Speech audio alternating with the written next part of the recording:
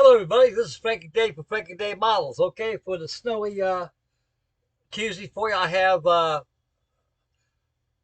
B24 Liberator by Hobby Boss, the 1/32 scale, and I went out in my storage yesterday, and I went in there to look around, see what I could bring out of the closet a little bit. I seen this sitting back there. I said, Frank, why don't you just finish this thing up?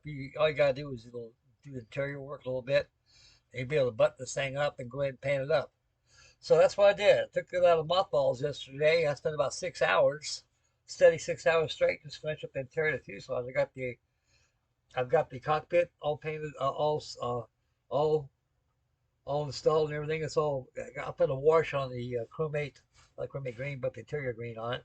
You get a good wash, paint the oxygen tanks, everything's all detailed. Unfortunately, you won't be able to see it.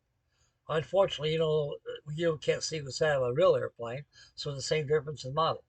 So that is 1-to-1 scale or 1/32 scale. We all know we got the goodies in there, so it's there. And a lot of it can be seen from the bomb bay. You turn around, you can look around, you can see a lot of stuff. Okay, before I button up the fuselage, I gotta install the tail turrets and the nose turret and have it masked down. Put it in here before I'll be able to. I want to be able to airbrush this whole fuselage, aluminum color. I'm gonna go ahead and build this out of right from the box.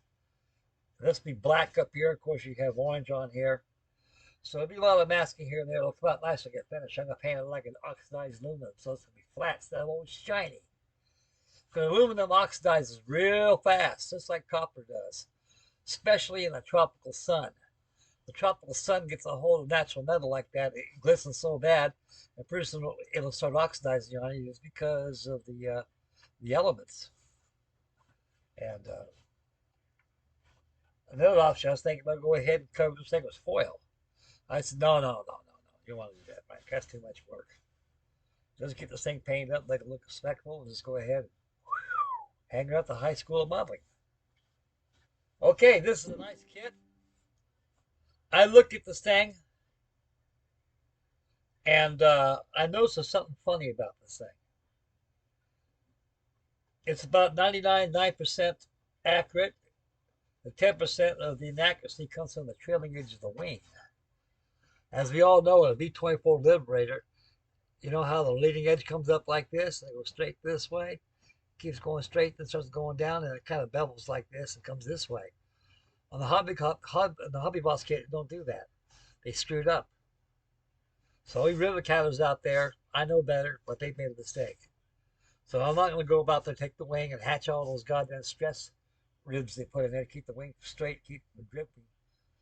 So I'm going to go ahead and build it as it is. Besides, to do all that, achieve that, you got to take all that ribbing they put in the wing and kind of force it there to screw it. I say screw it. I'll just go ahead. There's a lot of plastic surgery involved, guys. More work than what you want to get into this thing. I build it out of the box. It looks just as good out of the box as it does doing all that work. Okay, my first paint schedule that came to mind was make this thing a TB4Y. Nice H navy, the yellow white undersides, dark sea blue on top. And I got known they can't do that because the only PB4Ys that they had at the time were by when they got rid of the tail, they made a big old single tail up like this. When they reconverted redesigned the whole fuselage, that's the only time they used the Bendix turret, the front Bendix turret on here they used. So the PB4Y is out in this version. Now, here's the D version, yes. But this is the J version. I go, well, okay, that's out. What's next? Witchcraft. Yeah, witchcraft. That'd be a nice job. Be all red with a white slash mark on here. No de-icer boots. But no witchcraft decals. I was wrong. I researched the internet. I found out there's a company called Draw Decals. Pricing. A 1/32 scale with tax and all out the door, it costs you $50. Oh, yeah. I was thinking about ordering that, make this thing olive drab, neutral gray undersides. Put the witchcraft decals on there. But, or I can just go ahead and just do it out of the box, make it all natural aluminum. It says my aching ass on here. And of course, you have the orange and black over here, as per color callouts on the color sheet they give you. Another option I came up with: why don't you make this a formation aircraft? Paint the whole thing white, put a bunch of polka dots on it. That's tedious work, a lot of punching out. So I said, well, Frank, you always get another one of these. Why don't you just build this out of the box? So I said, okay. I mean, what I end up is going to be built out of the box. Or it could be witchcraft. I don't know. I got to check my finances a little bit. I got bills coming up. I want to make sure my bills are done first before I proceed any further buying stuff.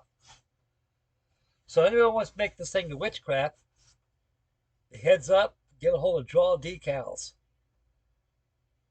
And they got the 1/32 scale witchcraft decal they put on here. Just like the ones flying today. It was natural lumen. It's going to be all, I'll do a lot of pre-shading on here, put that flat lumen on like it look real nice.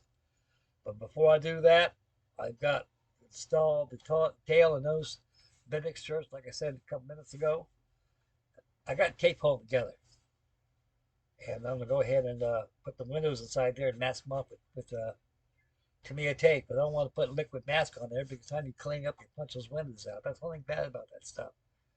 Is when you start putting liquid mask on these windows right here, and they stick to the edges right there, you got to clean the edges out and pull off, you punch the windows out. So I'm going to go ahead and put masking tape on there. It'll be better. They're big enough, they're easy to put in there. I'm going to go ahead and stow my 50 calibers, and I have them stowed position, put the ammo belts on there. So I got a few things to do before I button up the fuselage. Once it's buttoned up, I'm going to start doing some sanding on the thing. So I got a little work to do on it. But Bombay, this thing is carnivorous as hell. It's a good detailed Bombay. This is where the sparing mall turret goes at right here. And this is your exit entries right here. On B24 Liberators, they were kind of queer a little bit, the way they, especially in B24s, Ds and Js. It's kind of queer how the bailout stations are formed on this thing. Now, on the B24, is almost the B24D and the J model are basically the same thing, because you've got your tail gunner, you got your nose gunner up here, the bombardier down here, and you got your navigator back here, or radio operator. Back here you got your flight engineers, and you probably got I would say a radio man. You got your navigator up here, you got 3 men up here. And you got a big turret right here that fits up here. If this thing starts going to a spin, you've had it. If you get hit and it's time to bail out, you go out this way and lower the undercarriage door, and the undercarriage door will open up. Because there's a catwalk that fits on the starboard side, yes. It's kind of like this.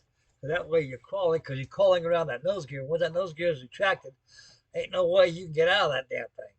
But there's a catwalk that's askewed like this, almost at a 35-degree angle. And you can walk on your knees on there with no problem to get up to here. The bail out on the B24 is, up here is where your 3 crew members go out from the undercarriage door. Because the undercarriage is retracted, and they push a button and let the doors open up. They can jump out, come through here. And if you're really fast enough, you can run all the way back through here and come up through the Bombay. But these B-24 Liberators are pretty prone as death traps. You can't get out of these damn things. Especially up here, you're all cramped, you're getting out, you got a chute on there and everything.